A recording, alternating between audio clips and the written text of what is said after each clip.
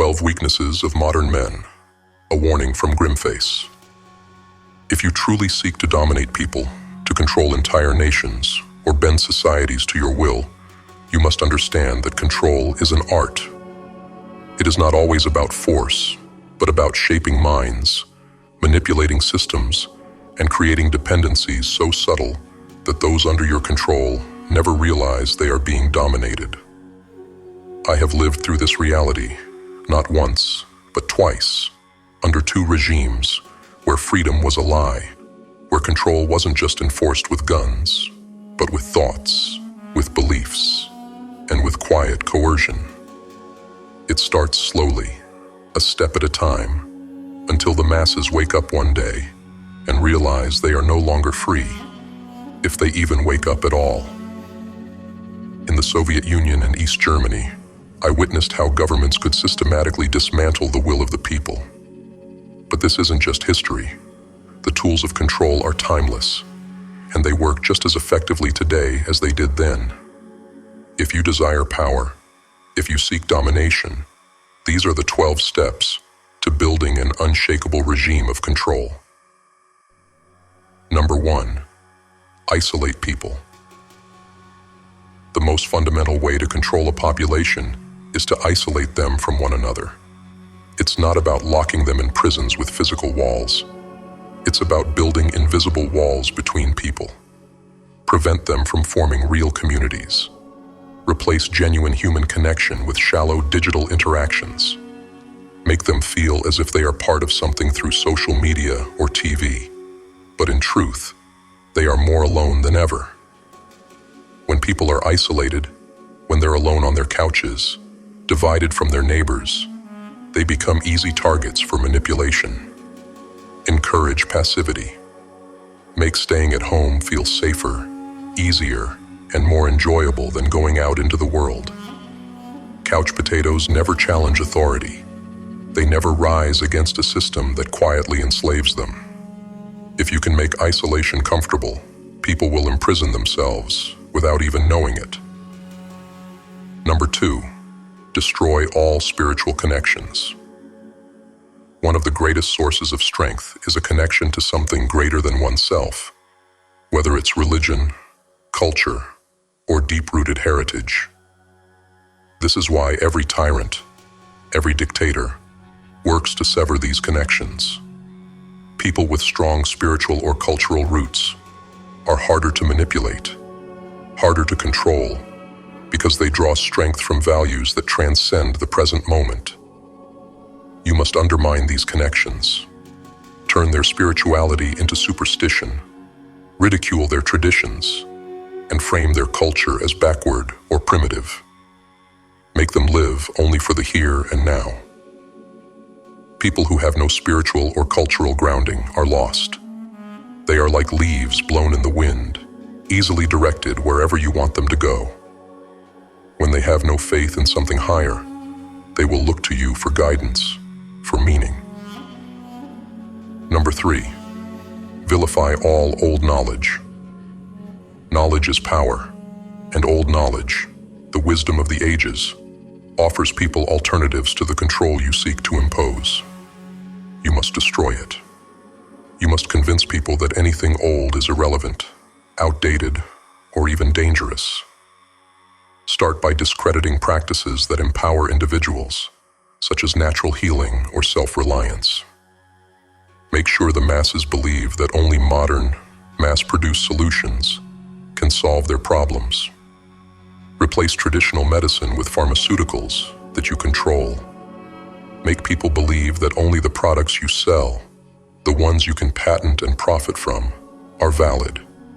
The more you replace old knowledge with your own narrative, the more dependent people become on you. You want them to forget that there was ever a time when they didn't need you. Number 4, create harmful side effects. Once you control their health, you can control their lives. But don't just offer cures, create problems. Make sure the products you provide have harmful side effects that lead to more issues, requiring more products, more treatments, more dependency.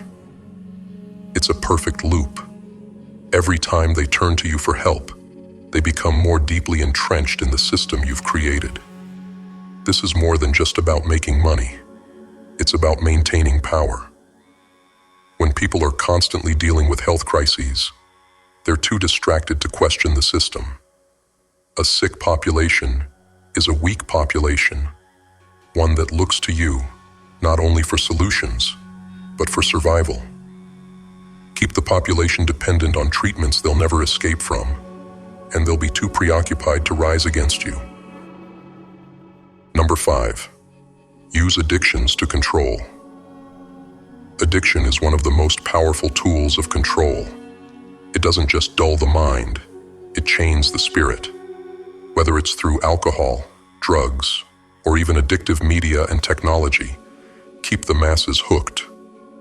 When people are addicted, they are slaves to their cravings, and those cravings keep them from ever thinking clearly or rising up. Alcohol, for example, numbs the pain of life's struggles, and it makes people more compliant. Media addiction, scrolling endlessly through social media, obsessing over meaningless celebrity gossip, or losing themselves in video games, keeps them distracted. Addictions prevent people from seeing the truth of their situation because their minds are too focused on their next fix. The addicted are the perfect prisoners because they chain themselves without ever realizing it. Number 6, keep them busy with soul-crushing work. One of the oldest tactics of control is to keep the masses so busy that they have no time to question the system. Make life hard. Make survival a full-time job. Ensure that both parents in a household are forced to work long hours just to make ends meet. When people are exhausted from grinding day after day, they have no time to think, no time to organize, no time to fight back. They won't notice the growing injustices around them because they'll be too tired to care. By the time they get home from work, they'll collapse in front of a screen, too drained to ask the difficult questions. Keep them in a perpetual cycle of soul-crushing work, where they feel grateful just to survive, and they'll never see the bars of the prison closing in around them. Number 7, divide and conquer, starting with families. The family is the bedrock of society, the source of strength and resistance. If you want to break a society, start by breaking the family. The easiest way to do this is by turning children against their parents. Feed the young a narrative that teaches them to despise their elders, to rebel against tradition, to see their parents as obstacles rather than guides. Promote ideologies that drive wedges between generations. When children no longer respect their parents, when they no longer look to them for wisdom, the family unit disintegrates. A fractured family leads to a fractured society. And when people no longer trust each other, when they can't even find solace in their own home, they become perfect subjects for control. Number 8, control the schools and indoctrinate the young. Control the children, and you control the future. Schools aren't just places of learning, they are factories of indoctrination. By controlling the education system, you control the beliefs, values, and perspectives of the next generation. Teach them not how to think, but what to think. Feed them the doctrine you want them to believe, and by the time they reach adulthood, they'll never question the system. They'll defend it. Children are malleable, and once you've shaped their minds through education, they become loyal followers of your regime. Make sure the curriculum aligns with your agenda, erasing critical thinking and replacing it with compliance. A well-indoctrinated generation will grow up believing that the system that controls them is the only system that could ever exist. Number 9, make the old seem worthless. Tradition, history, and culture are your enemies. They remind people of who they are, where they come from, and the strength they once had. If you want to maintain control, You must make people despise the past. Teach them that the old ways are primitive, that their ancestors were misguided, and that only modern solutions are valid. Frame tradition as oppressive and outdated. Make people believe that progress only comes from rejecting the past and embracing the new ideologies, new technologies, new ways of thinking that you control. When people lose respect for their history, they lose their identity. And when they lose their identity, they become easy to control because they no longer know who they are or what they stand for. Number 10. Make independence impossible. The ultimate form of control is dependency. People who can live independently, who can grow their own food, generate their own energy, or survive without relying on the system are a threat to your power. You must make independence not just difficult, but nearly impossible. Promote urban living, industrial agriculture, centralized energy grids. Make sure that those who try to live off the land are burdened by regulations, fees, and expenses. If people can provide for themselves, they don't need you. And if they don't need you, you lose control. Independence is dangerous because it breeds freedom, and freedom breeds resistance. Number 11. Push new technology to weaken intuition. Technology is the modern ruler's greatest tool. It offers convenience, speed, and instant gratification, but at a cost. The more people rely on technology, the more they lose touch with their natural instincts, their problem-solving abilities, their self-reliance. Encourage them to adopt every new gadget, every new app. Make them dependent on their devices for everything: navigation, information, communication. As they become more reliant on technology, they lose their ability to think critically, to act independently. When their entire world is filtered through a screen, you control the narrative. The more they embrace technology, the less they trust their own intuition. The weaker their minds become, the stronger your control grows. Number 12. Centralize everything. Continued. Use technology to create systems that you control. Digital currency, electric grids, internet infrastructure, social media platforms, and even surveillance networks. When everything is centralized, you hold the ultimate power. Every transaction, every conversation, every movement can be monitored, tracked, and most importantly, controlled. This is the key to unshakable domination. When all aspects of life are tied to centralized systems, you control access to everything people need to function in society. Digital currency allows you to track every penny, and with a flick of a switch, you can freeze accounts, block transactions, or manipulate the flow of wealth.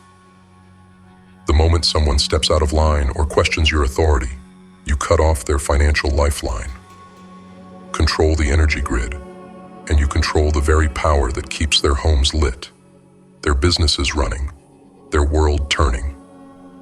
One blackout, one shutdown, and society comes to a halt.